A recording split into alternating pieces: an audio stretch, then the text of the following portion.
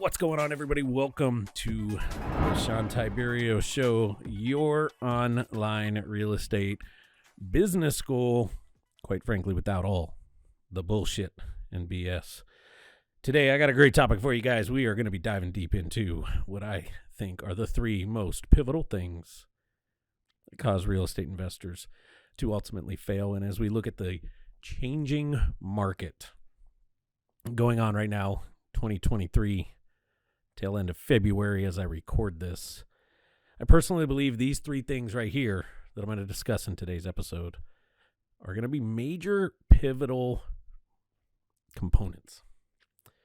Major things that real estate investors need to pay attention to if they ultimately want to succeed, thrive, and really, at the end, just to be honest, make it through some of the changes in the marketplace and in the economy and in our market itself over the next handful of months until this thing settles down a little bit, until we get a little bit better insight on it.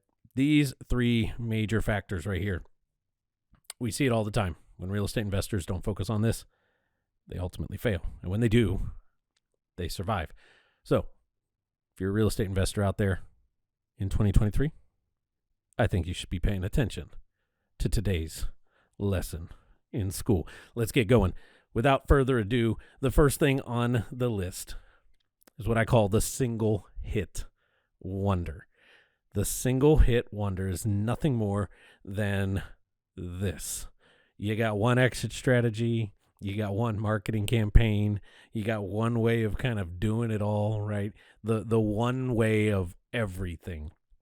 Those single hit wonders are the ones that for a long time been able to, when the market was at its peak, when the last couple of years, we've seen it be at a point where really, it hasn't been there in a long time, but it was at a point where if you had a heartbeat, you could get your hands on property, you could sell property, you could, if you were flipping a property, you could stumble and fall into a great payday. And because of that, it kind of bred this single hit wonder that I'm talking about. And what I really mean is when the market shifts like it is right now, as we're seeing different things, and obviously each area of the country is a little bit different, but as the markets are shifting and as areas are shifting, and sometimes what used to work may not be working right now. If you've been that one hit wonder, you've only got one way to actually find motivated opportunities. You've got that, one go-to marketing campaign. And please don't take this as like you shouldn't have your go-to.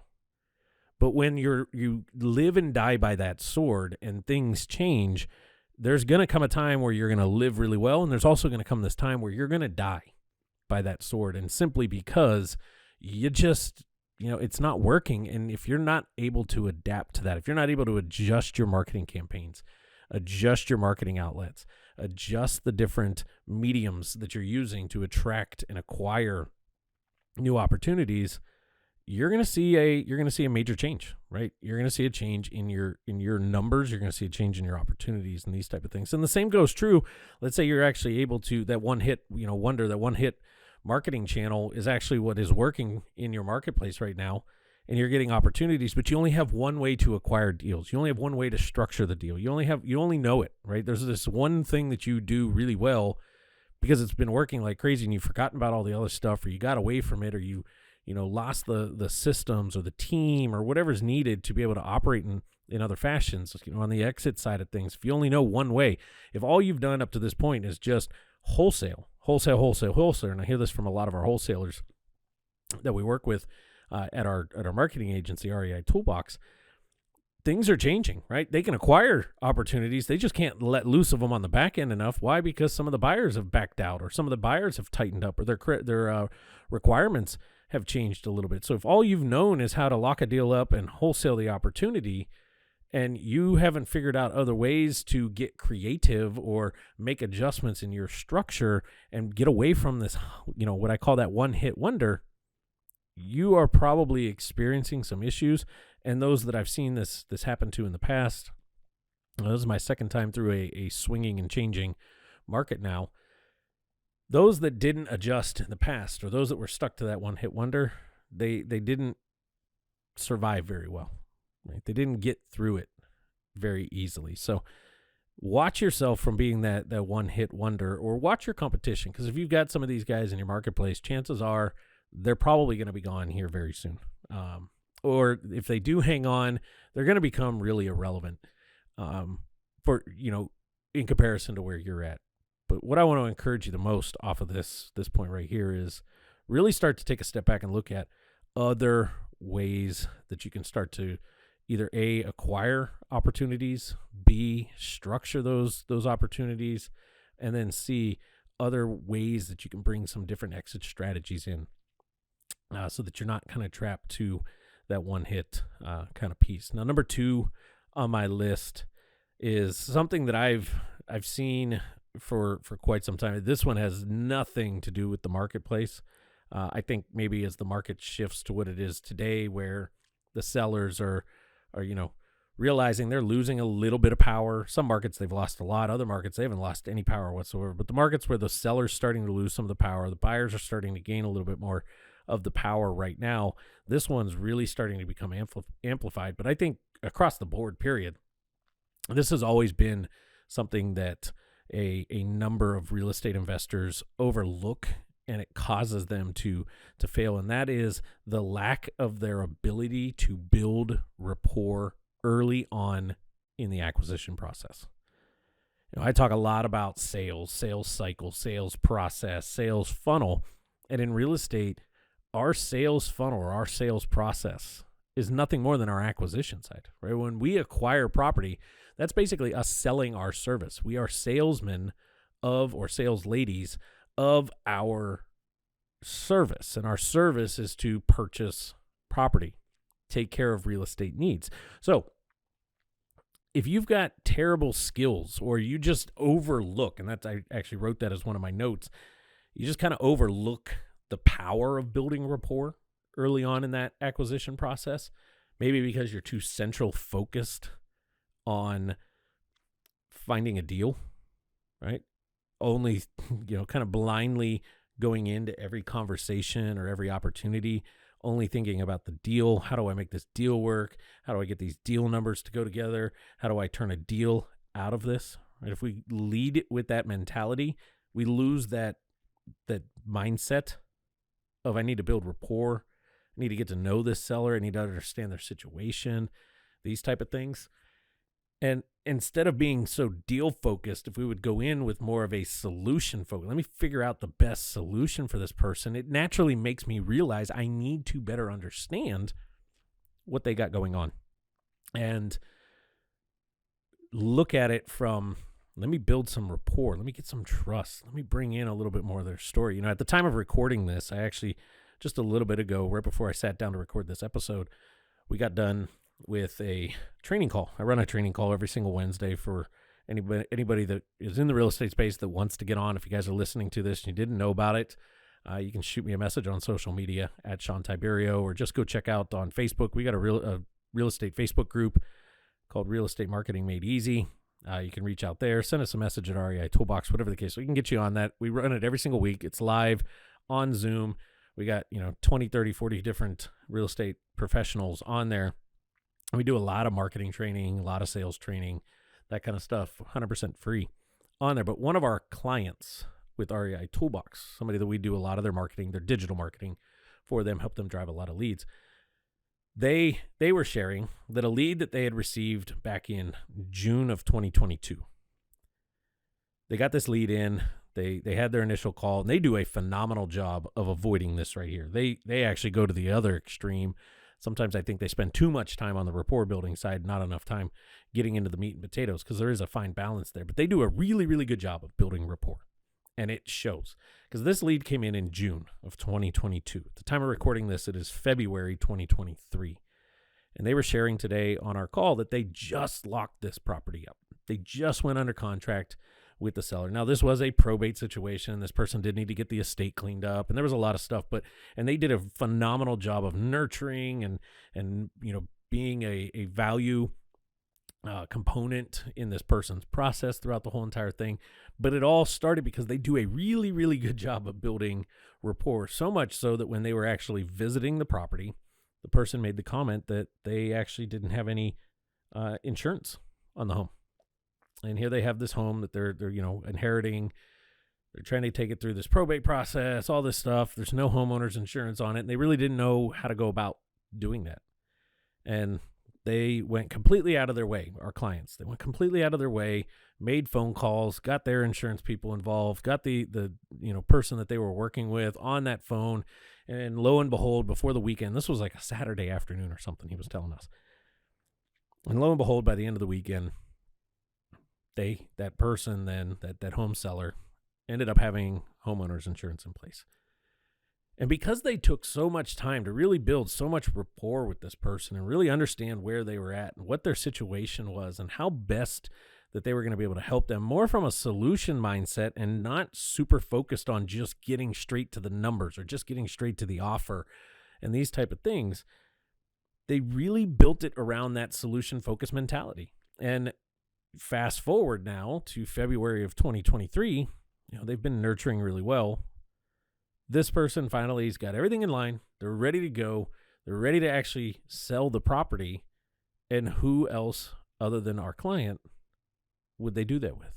Because this whole time, our client has done a really good job consistently building rapport, establishing the trust, and these type of things. And I've seen this time and time and time again. And myself, we've done deals left and right after building a lot of rapport, a lot of trust. I see it in our clients a lot of times. And it's I could very easily move this up and say it is the number one thing that I think causes real estate investors to fail, is they get too focused on just making a deal and not really truly caring enough to establish rapport and trust and build that and nurture that and work through and use that from a solution creation standpoint and not just jamming numbers together to make a deal. So number 2, I'd say, is really pay attention to your early stages of the acquisition process, your early stages of somebody entering your sales funnel. Where do you establish the rapport? Do you focus on that? Do you really, and I can probably do an entire episode, maybe I will in the future, on why establishing rapport early on is so pivotal in the process of a home seller selling their property in these ways to us. Be a great episode, I think, to do. You guys can let me know in the comments if you want me to do something deeper on that piece. Now, number 3 on my list is, and this one's going to sound like a little bit of an oxymoron because I just told you to take some time and build rapport. But I think the number 3 thing on the list on why real estate investors fail so often is speed to offer. Now, there is a fine line, right? I don't want to take anything away from my second point. You need to build rapport. However, there is this aspect where we could build too much rapport and never get to the point of actually generating the offer and making the offer. Or what I see more frequently than not is we do a good job, we build some rapport, we know what's going on, and then we take forever and a day to actually make the offer. We second guess it. We overanalyze. We spend too much time on the numbers. We're too worried about every answer being answered, or having an answer for every little piece of this, making sure every question's answered. We get too wrapped up. We start second guessing our renovations. We start, questioning the offer. We start questioning our ARV and these type of things. And I'm not saying rush. You want to make sure your due diligence is on time and is proper. But why I see so many fail is just because they never get the offer out in time. And when they do get the offer out, right, they finally make the offer, the person's already made a decision. They've already gone a different route. And then they're struggling to actually get something locked up. And it has nothing to do with the lack of opportunity. It has everything to do with how long it took to get the offer on the table. And there's some staggering stats out there, 70%, 80%. It just depends who you ask. Some people even say 90% of the first offers that are made are rejected.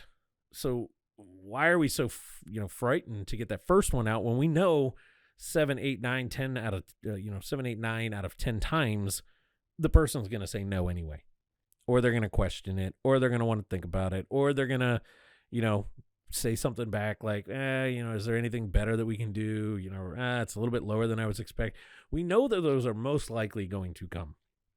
So we want to get it out fast. We don't want to get it out so fast that it just looks like all we care about is the deal, and we're not really paying attention to their solution, and their situation and getting the best solution for them. But we also don't want to drag it out forever. We don't want to take so long to finally put an offer on the table for them that they've made other decisions, they moved on, they went to our competition, whatever the case. Now, the second component behind this is actually tracking our offers, because if in the game of real estate and real estate investing, it really is a game of numbers. It's a game of offers. How many offers are you putting out? If you're putting out enough offers, you're going to get deals. If you're never writing offers, that's the one guarantee that you can have. If you never write an offer, you'll never get a property. But we also need to track. We need to know what's in our pipeline. We need to know where things are at. How many offers have I made? Where am I at in that process? What offers are out there that are being,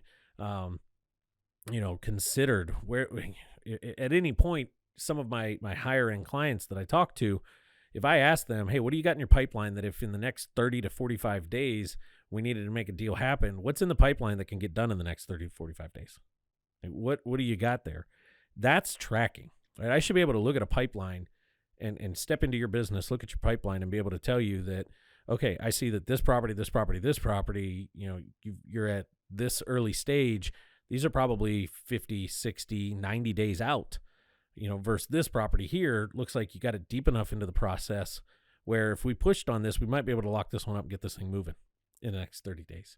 And that's like, call it a bonus number, but it's really, in my opinion, I wrote it as speed to offer / tracking of offers. These two things, they kind of go hand in hand. Some people are really good at getting offers out, but they track terribly. They don't even know what offers they've made, or they forget that they made offers on properties, so they've got zero follow-up behind it. And then other people take forever to put an offer out, but they do really good about tracking the few offers that they've actually made. So you want to have a nice balance here. You need to be able to track everything, but you also need to be able to be quick about getting the offer out so that you can continue to follow up and continue to nurture it. So a little bit shorter episode here today on this one, but I want to recap here really quick to make sure that you guys got all of these. There's 3 really pivotal things that I believe if you focus on, especially in 2023 and beyond, if you focus on these, you focus on avoiding them, clean them up if these are kind of, looming or kind of affecting you and your business right now. But the 3 things that I believe cause real estate investors to ultimately fail in this game: single hit wonder. Don't be a one hit wonder. Don't have one marketing channel or just one exit strategy or just one way of conducting your business. I'm not saying don't niche down, but I'm also saying don't live and die by the sword, right? Be able to go to a toolbox and pick up some other weapons, so to say, and use them, even though they might not be your favorite or your go-to. We just know that you got a toolbox, and you can go to that thing and you can, use some different channels. You can do some different things, get creative in some different ways, especially as markets shift a little bit. Now, the second one was really look at your acquisition process and make sure you are spending some time early building good rapport and coming from a solution focus. What is the best solution that I can design for this person? Not, can I just make a deal out of this thing? And then the third one was speed and tracking. So speed to offer, getting that offer out. Don't sit back and stall. Get that offer out. But number 2, behind that, really make sure that you track, you follow up, you work. In the case of that story that I said earlier in this episode, the only reason our partner, our clients and our friends and really, some wonderful individuals down in the Houston, Texas market got that deal is because they did a really good job of building the rapport, tracking it, following up, and working that thing through that whole process. That 6, 7, 8, 9 months down the track, that person was finally ready to go, and they were the top of mind on it. Hopefully those help you guys. Again, if you're not already tuned in, get involved in our Facebook group, Real Estate Marketing Made Easy by REI Toolbox. If you can't find the group, reach out to myself at Shawn Tiberio on Facebook, Instagram, doesn't matter what social platform, at Shawn Tiberio. Those will be linked up in the show notes as well. If you're watching this video over on YouTube, we'll put a link to the Facebook group in there as well. But every single Wednesday, every single Wednesday, 2 p.m. Pacific time, 5 p.m. Eastern time. At the time of recording this, that's the time. We may change that in the future. You never know. But we run a live training call all around marketing and sales for real estate experts, real estate agents, real estate investors. Feel free to jump on those, have your team on them, whatever the case. They're out there 100% for you guys. So with that being said, look forward to seeing you guys in a future episode. And as I say all the time, here's to your real estate success. We'll see you guys later.